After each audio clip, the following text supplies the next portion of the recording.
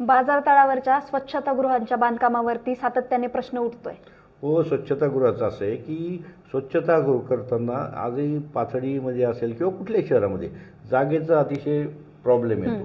स्वच्छतागृह पाहिजे असं सगळेच म्हणतात, परंतु ते आमच्या जवळ नको आहे असं पण असतं। आणि हे सर्व करताना आम्ही आमच्या वेळेस एक पाथर्डी शहराच्या पालिकेच्या लगतच एक स्वच्छतागृह आम्ही सुरू केलं। ते काम बंद कसं पडलं सर्व पाथर्डीची जनता जाणते, त्याच्यामुळे त्याविषयी काय बोलायचं नाही मला। आजही पालिकेच्या जी बिल्डिंग आहे अतिशय चांगलं स्वच्छतागृह आहे।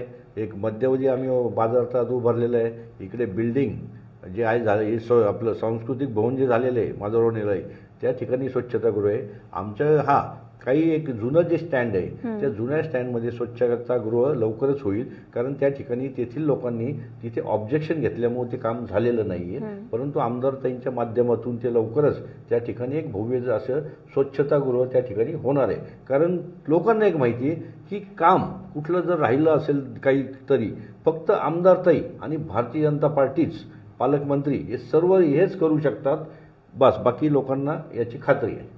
तुम्हाला खरं सांगतो, विरोधक हे दादांत खोटं बोलतात, खोटी माहिती जनतेला ठोकून देतात, त्याच्याबद्दल अफवा पसरवतात, वैयक्तिक टीका करतात। ना त्यांच्याकडे विकासाची दृष्टी आहे ना विजन आहे, शुद्ध अडाणीपणाची लक्षणे दाखवत आहे। त्याच्यामुळेच आम्ही त्यांना कुठल्याही त्यांच्या टीकेला उत्तर देत नाहीत।